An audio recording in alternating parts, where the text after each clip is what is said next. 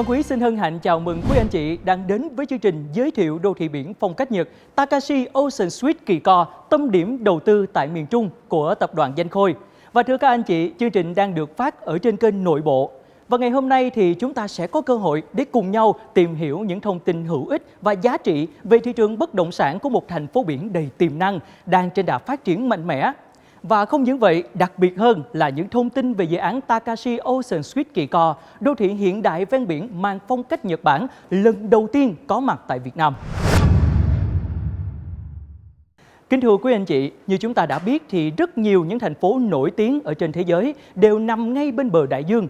Có thể kể đến như là Barcelona của Tây Ban Nha, Vancouver của Canada, Sydney của Úc, San Francisco của Hoa Kỳ hay Tokyo của Nhật Bản. Và theo các số liệu thống kê, giá bất động sản ven biển đắt gấp 30 lần so với trong đất liền. Ví dụ như giá đất ở Hồng Kông tăng dần đều trong 10 năm, đạt lên đến mức 310%. Còn tại Việt Nam của chúng ta thì sức tăng trưởng của các thành phố ven biển chưa bao giờ hạ nhiệt. Và những dự án bất động sản ven biển có tính pháp lý, sở hữu lâu dài, đặc biệt khan hiếm hiện nay, luôn có sức hút lớn đối với các nhà đầu tư trong nước cũng như quốc tế. Và gần đây thì theo các chuyên gia nhận định, khách hàng và nhà đầu tư đang có xu hướng lựa chọn bất động sản thiên về thiên nhiên, nghỉ dưỡng cũng như chăm sóc sức khỏe. Như vậy, một câu hỏi đặt ra là tại Việt Nam, thành phố biển nào là lựa chọn lý tưởng và còn nhiều tiềm năng để đầu tư sinh lợi lớn trong tương lai? Ngay bây giờ thì Quang Quý mời các anh chị, chúng ta sẽ cùng theo dõi một đoạn clip ngắn ngay sau đây.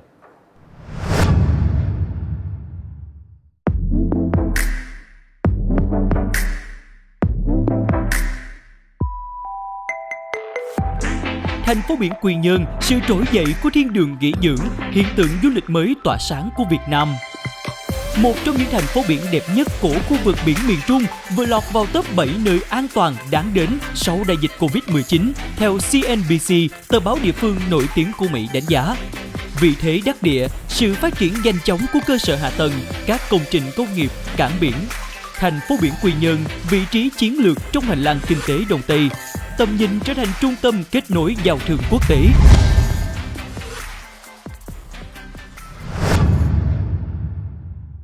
Vâng, thưa các anh chị, với những con số và thông tin vừa rồi cũng đã khiến cho chúng ta có một cái nhìn khác biệt hơn về Quy Nhơn, đúng không ạ?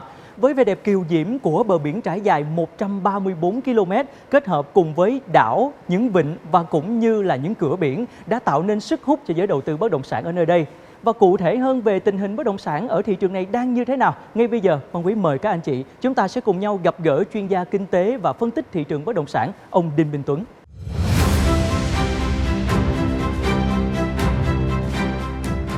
Chào tất cả mọi người. Lời đầu tiên thì thay mặt cho ekip thực hiện chương trình rất là cảm ơn ông đã dành thời gian quý báu của mình để đến tham dự chương trình cùng với chúng tôi. Nhưng mà để chúng ta có thể là trao đổi thân mật hơn thì cho phép Quang Quý được gọi là anh Tuấn nha, để chúng ta có thể là hỏi đáp và cũng như là chia sẻ thêm thông tin ạ. Dạ vâng ạ, câu hỏi đầu tiên mà Quang Quý muốn đặt cho anh Tuấn đó chính là ở thời điểm hiện tại thì anh nhận định như thế nào về tình hình thị trường bất động sản ở khu vực Quy Nhơn khi mà chúng ta so sánh cùng với những thị trường phải nói là đã rất là lâu đời như là Vịnh Hạ Long, Đà Nẵng hay là Nha Trang trong những năm gần đây ạ? Theo ý kiến của cá nhân thì nếu mà chúng ta bỏ qua yếu tố về dịch Covid, thị trường bất động sản nghỉ dưỡng được hưởng lợi rất nhiều từ câu chuyện về phát triển hạ tầng, về số lượng khách du lịch tới tại thị trường Việt Nam, kể cả thị trường trong nước lẫn thị trường quốc tế. Và bên cạnh đó thì được rất là nhiều các cái chủ đầu tư lớn họ đầu tư một cách bài bản và sản phẩm rất đa dạng.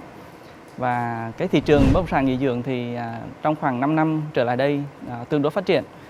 Chúng ta có thể nhìn thấy được là chia cái nhóm này thành hai nhóm lớn thôi. Nhóm đầu tiên đó là nhóm thị trường bất động sản truyền thống. Truyền thống ở đây có nghĩa là đã hình thành cái thị trường nghỉ dưỡng rất lâu rồi, như là Hạ Long, Đà Nẵng, Nha Trang. Đây là những cái thị trường mà thu hút một cái lượng khách du lịch tương đối rất là lớn trong khoảng thời gian gần đây, kể cả sau thời điểm dịch Covid.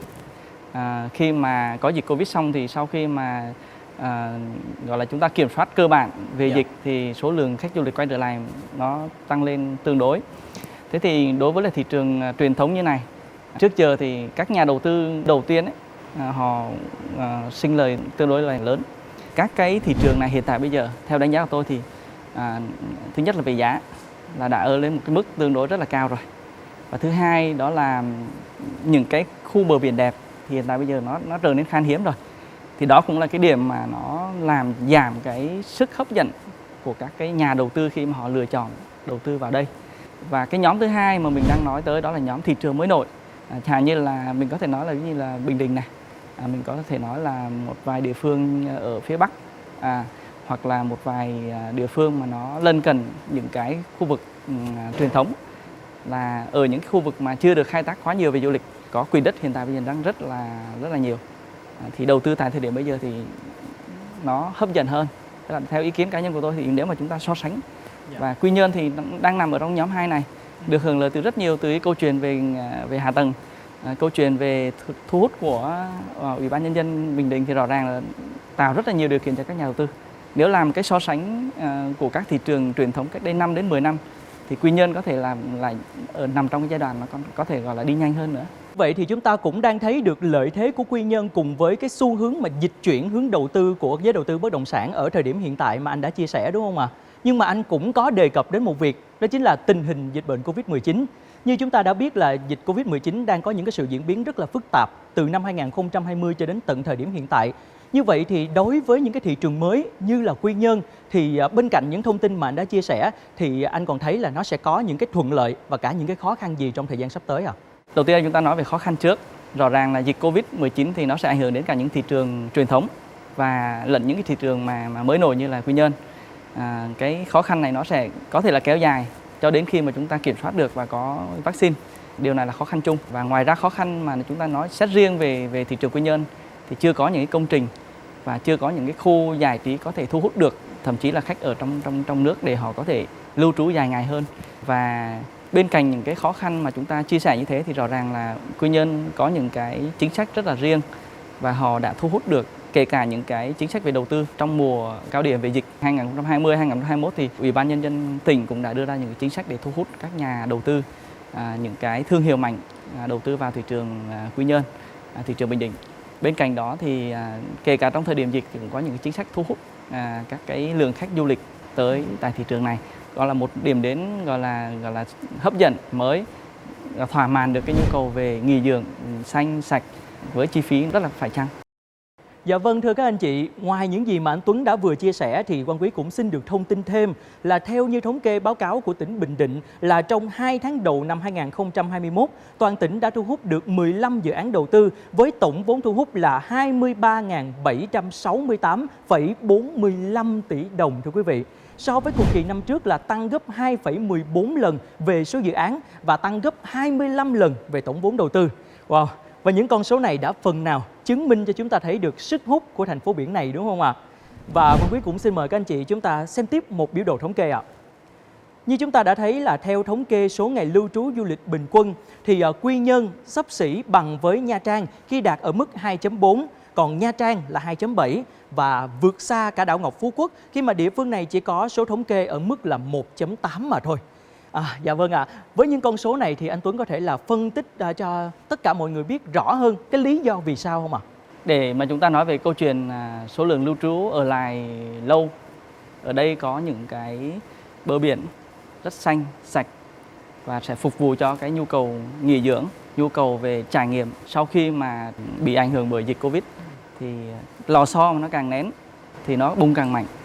Điều thứ nhất. Thứ hai đó chính là cái câu chuyện chúng ta có thể nhìn thấy được là ở tại thị trường Quy Nhơn, tất cả chi phí để mà làm một cái chuyến du lịch vừa đáp ứng được cái nhu cầu nghỉ dưỡng, đáp ứng được cái nhu cầu về khám phá cũng như là cái nhu cầu để trải nghiệm của họ thì rõ ràng là với một cái mức chi phí nó tương đối rất là thấp.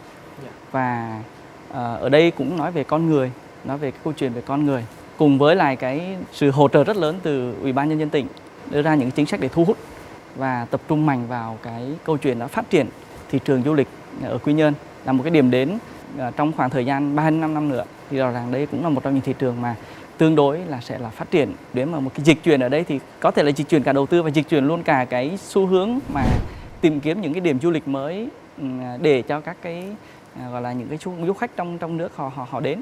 Và trong tương lai khi mà dịch Covid mà đã được kiểm soát thì những cái câu chuyện liên quan đến du khách quốc tế tới là chuyện rất bình thường. Dạ, như vậy thì chúng ta cũng thấy được là Quy Nhơn đang có một cái lộ trình rất là tốt. Và bên cạnh đó thì ở trong giới bất động sản thì cũng có đánh giá là Quy Nhơn là một thành phố được đánh giá rất là cao, mang tính chiến lược, là hành lang Đông Tây và cũng như là có tầm nhìn phát triển về giao thương quốc tế. Và với bản thân của anh là một người nghiên cứu rất là sâu về những thông tin về thị trường bất động sản thì anh nghĩ là và cũng như là anh đánh giá ra sao là cái lộ trình đến khi nào thì Quy Nhơn có thể là hoàn thành hết tất cả những cái chỉ tiêu mà mình đã đặt ra. Và bên cạnh đó thì anh có thể là chia sẻ thêm với tất cả mọi người là những thuận lợi liên quan về vị trí của Quy Nhơn và cũng như là cơ sở hạ tầng ở thời điểm hiện tại của Quy Nhơn được không ạ? Một trong những yếu tố mà nó làm ảnh hưởng đến cái giá của bất động sản đó chính là về quy hoạch đồng bộ. Nói về câu chuyện về hạ tầng và vị trí chiến lược. Nếu mà chúng ta nhìn sâu hơn thì Quy Nhơn đóng một cái vị trí nó rất là chiến lược ở trong cái khu vực gọi là miền Trung. Rất hiếm những cái thành phố nào mà có đầy đủ những yếu tố như sau nhé. Thứ nhất đó là đường bộ, thì có cả một cái quốc lộ đi qua rồi, sắp tới sẽ có thêm là cái cao tốc Bắc Nam. Thứ hai là chúng ta có đường sắt Bắc Nam. Đường sắt Bắc Nam rất là quan trọng nhé, vừa vận chuyển cả người cũng như là hàng hóa. Cái thứ ba ở đây thì sân bay quốc tế. Cái số 4 là về đường biển, có một cái đường biển dài, cảng biển. Và cảng biển này thì cũng là đóng vai trò rất là quan trọng trong nước và quốc tế. Trong tương lai thì đây cũng sẽ là một trong những cái cửa ngõ mà rất là quan trọng. Như vậy thì nếu mà chúng ta xét vị trí ấy, thì hội tụ đầy đủ. Và khi mà hội tụ đầy đủ tất cả những vấn đề như này thì trong tương lai câu chuyện mà ảnh hưởng đến giá là chuyện gọi là chúng ta có thể nhìn thấy trước được. Và dự kiến thì theo cái quy hoạch rõ ràng là đến năm 2030 thì cơ bản là những cái hạ tầng quan trọng của tỉnh phải được hoàn thành.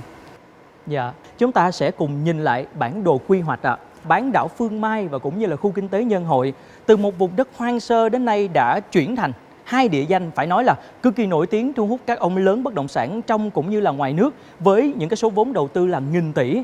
Như vậy thì đối với nhận xét của bản thân anh thì cái sức hút nào khiến cho bán đảo Phương Mai và khu kinh tế Nhân Hội, Quang Quý gọi nôm na lại có một cái sự lột xác ngoạn mục đến như vậy ạ? Nếu mà chúng ta nhìn từ Google Maps và chúng ta nhìn xuống thì rõ ràng cái khu này nó rất là đẹp. Và nếu mà so sánh với lại cả nước luôn ấy thì không có quá nhiều những cái bán đảo và những hòn đảo nó tương tự như thế. Chính vì cái sự độc đáo và độc nhất của cái bán đảo này đã làm cho cái toàn bộ tất cả những cái nhà đầu tư sau khi mà có những cái sự kêu gọi nhất định từ Ủy ban Nhân dân và năm 2019 thì Thủ tướng Chính phủ đã điều chỉnh lại cái quy hoạch toàn bộ cái khu kinh tế Nhân Hội này, làm ra một cái quy hoạch nó bài bản và có sự tập trung đầu tư đầy mạnh vào những cái nhóm ngành nhất định, chẳng hạn như là tập trung đầu tư vào du lịch, tập trung tăng trưởng về du lịch. Ví dụ như là chúng ta nói về Phú Quốc cách đây 20 năm là chưa có một cái sự đầu tư, một cái quy hoạch nó bài bản tương tự như này. Rõ ràng là bây giờ khi mà chúng ta nói một cái câu chuyện lịch sử như thế để cho chúng ta nhìn thấy được là ở Nhân Hội nó chỉ mới là bắt đầu thôi. Nó mới là cái câu chuyện ban đầu để chúng ta đưa ra những cái quy hoạch, và chính vì vị trí độc đáo của nó mà nó không còn nhiều nữa. Tức là khi mà số lượng nó có hạn ấy thì cái giá trị bất động sản nó sẽ tăng lên tương đối. Chắc chắn là nó không tăng ít đâu. Chính sách của tỉnh hiện tại bây giờ đang tập trung kêu gọi tất cả những thương hiệu mạnh, những thương hiệu có tiếng cũng như là các nhà đầu tư họ về đây để họ làm lại cái thị trường này. Trong khoảng thời gian sắp tới nó sẽ trở nên một trong những cái bán đảo mà nó không hề thua kém đối với những cái khu vực mà trước đây đã hình thành và phát triển rồi. Như vậy với tính hấp dẫn và cũng như là sức cạnh tranh cao thì theo anh Tuấn nhận định thì ở thời điểm hiện tại Quy Nhơn đang thiếu dòng sản phẩm nào, và nếu như mà xây dựng dự án với mô hình như thế nào thì sẽ là một lợi thế ạ? Theo khảo sát của chúng tôi thì tại thời điểm hiện tại bây giờ Quy Nhơn vẫn đang còn thiếu một cái khu để giúp cho khách hàng ở đây có thể là tăng được cái trải nghiệm của họ, giúp cho họ có thể có nhiều cái khoản để họ tận hưởng, họ đi mua sắm, họ giải trí. Làm sao để chúng ta làm được một cái khu đô thị mà có thể là giúp cho các cái du khách họ đến, họ tăng được trải nghiệm của họ, có những cái khoảng không gian vừa nghỉ dưỡng vừa đáp ứng được cái nhu cầu của họ. Các nhà đầu tư thì họ quan tâm hơn đến câu chuyện về pháp lý, tức là nếu như mà chúng ta có những cái sản phẩm vừa lâu dài và cũng như là đáp ứng được cái nhu cầu vừa nghỉ dưỡng vừa sinh lời và sẽ là dài hạn thì cũng là những cái sản phẩm thực sự nó đang rất là hiếm tại thời điểm bây giờ. Và như anh Tuấn cũng đã vừa chia sẻ, tập đoàn Danh Khôi đã nhận thấy sự cần thiết để xây dựng nên một khu đô thị hiện đại mang lại rất là nhiều những giá trị, tiện ích cũng như là đồng hành cùng với chủ trương phát triển kinh tế du lịch của thành phố biển Quy Nhơn. Và ngay bây giờ thì Quang Quý xin mời các anh chị hãy cùng với Quang Quý và anh Tuấn chúng ta sẽ đếm ngược từ 5 về 1 để có thể là chào đón sự xuất hiện của dự án Takashi Ocean Suite Kỳ Co, đô thị biển phong cách Nhật hiện đang là tâm điểm đầu tư ở khu vực miền Trung. Mọi người đã sẵn sàng chưa ạ? Hãy cùng với Quang Quý đếm ngược nha. 5, 4, 3, 2, 1. Xin mời.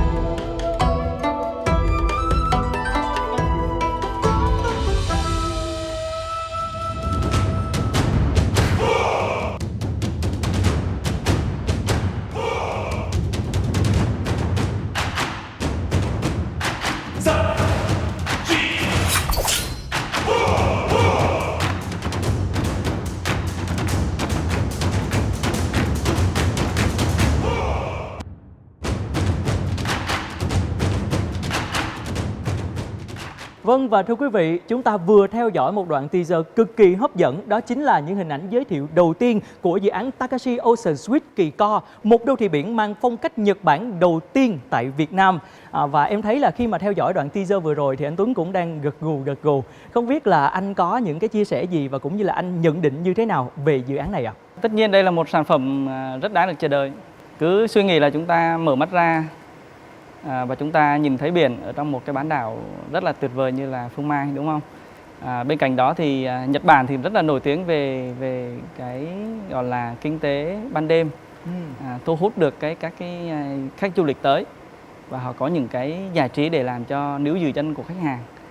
Thì điểm này mới là cái điểm mà nó giúp cho cái tỷ suất lợi nhuận của các nhà đầu tư tăng nhiều hay không. Vừa sở hữu một cái sản phẩm ở bên cạnh bờ biển có tính pháp lý lâu dài, sở hữu một cái phong cách gọi là một cái khu đô thị mang phong cách của Nhật. Dạ, một lần nữa cảm ơn anh Tuấn rất nhiều vì đã dành thời gian quý báu của mình để đến tham dự chương trình livestream ngày hôm nay và chia sẻ cho tất cả chúng ta rất là nhiều những thông tin bổ ích. Và một lần nữa thì chúc anh ở thời điểm hiện tại lúc nào cũng thành công, và vấn đề quan trọng nhất là gì ạ? Đó chính là mạnh khỏe và thịnh vượng anh nha. Xin chào tất cả mọi người.